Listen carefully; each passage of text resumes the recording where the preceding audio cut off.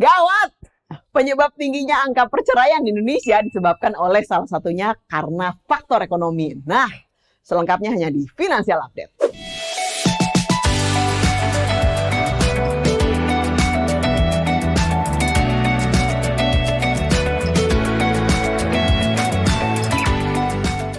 Oke, menurut data dari Databox di tahun 2022, kasus perceraian akibat faktor ekonomi ada kurang lebih sekitar 110.939 kasus. Nah, ini adalah penyebab nomor 2 terbesar kasus perceraian setelah perselisihan. Faktor ekonomi menjadi salah satu faktor yang penting untuk membangun rumah tangga yang baik.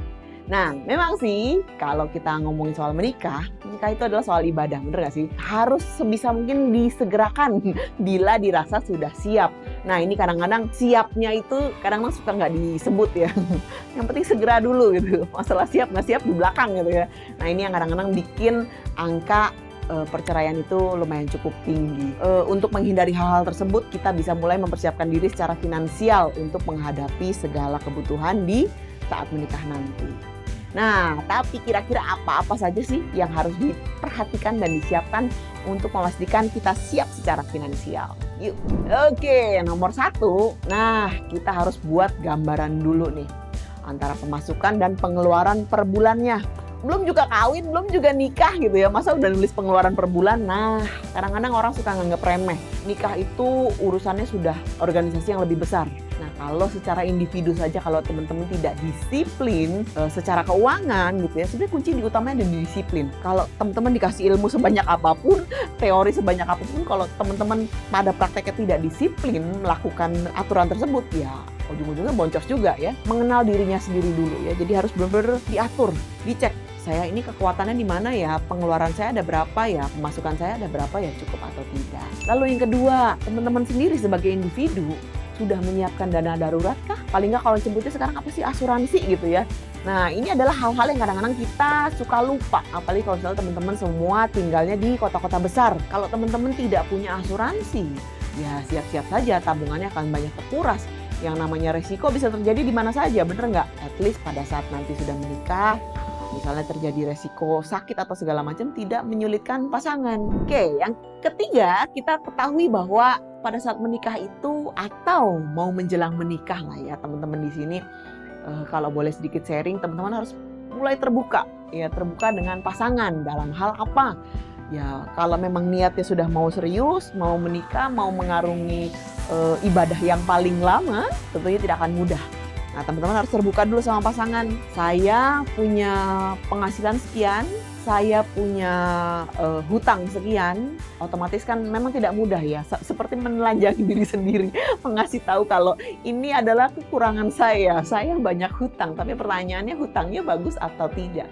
Hutangnya termasuk hutang yang sehat atau tidak? Nah, itu tadi ya. Keuangan ini yang harus terbuka. Nah, kalau pasangan mau menerima ya bisa go ahead, bisa langsung jalan gitu kan ya. Secara keuangan sudah open-openan, tidak ada yang disembunyikan lagi. Karena yang namanya rumah tangga itu, that's a teamwork, orang bilang. Ya, harus kerjasama gitu ya. Nah, yang keempat, teman-teman harus punya tabungan.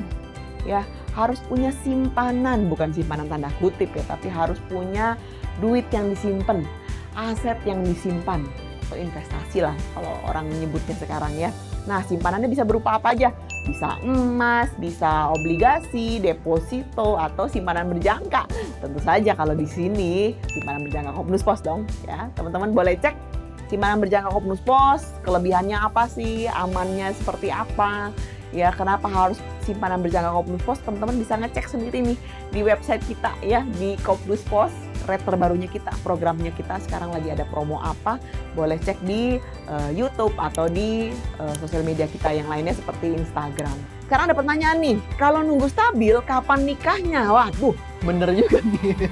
Saya boleh bilang begini, kestabilan itu diupayakan, dipeganginnya berdua sama pasangan tentunya ya. Yang namanya stabil itu kan imbang, bener nggak, kanan kiri. Jadi tidak bisa dari satu sisi aja, harus dari dua sisi. Stabil dari sisi finansial maksudnya seperti apa? Satu, teman-teman punya penghasilan sendiri. Yang kedua, teman-teman tahu berapa yang dikeluarkan setiap bulannya, biaya yang dibutuhkan untuk menghidupi hidup teman-teman sendiri. Jangan sampai ada ucapan, nanti juga ada rezekinya setelah nikah. Iya, yang namanya rezeki itu setiap hari Tuhan sediakan. Tidak pernah putus, tapi pertanyaannya umatnya mau nyari nggak rezekinya. Kalau umatnya tidak siap untuk mencari rezekinya, otomatis tanggung jawab dia untuk menikahi pasangannya akhirnya jadi terbengkalai nanti tanggung jawabnya. Nah, itu yang bikin kadang-kadang secara emosional belum siap, akhirnya ngaruh kemana-mana, akhirnya angka perceraiannya cukup tinggi. Kalau dua-duanya sudah siap, tidak hanya siap secara hati ya, tapi secara emosional dan finansial. Apakah nanti setelah menikah, nanti mau tinggal di mana? Apakah mau ikut sama mertua, ataukah mau ngontrak, ataukah memang punya tabungan yang memang sudah disiapkan, atau mungkin sudah mulai cicil KPR? Nah, itu yang harus dibicarakan. Nah, Ci, kita udah melakukan perkiraan pengeluaran ke depannya nih, tapi dirasa masih mepet. Kita harus apa ya? Oke, yang namanya pengeluaran di mana-mana akan selalu bertambah setiap tahun, bener nggak? Ditambah lagi nilai inflasinya Indonesia juga mulai naik terus, harga barang mulai naik terus. Ya, kebutuhan rumah tangga jangan dikira sedikit ya teman-teman. Kalau tinggal ngekos sendirian masih nggak terlalu berasa, tapi begitu udah tinggal sama satu orang lagi, ya segala kebijakan barunya, misalnya saya nggak bisa makannya harus pakai piring plastik, saya bisanya pakai piring kaca, ada yang seperti itu. Nah, pertanyaan teman-teman siap nggak gitu ya? Kalau misalnya pengeluarannya memang bertambah, otomatis apa hal simpel yang paling bisa dilakukan? Ya kalau pengeluaran bertambah, pemasukannya harus ditambah. Yang paling simpel itu ya. Bagaimana caranya naikin atau menambah pemasukan? Nah, teman-teman sendiri, satu, bisa tambah pekerjaan, ya, naikkan lagi skillnya.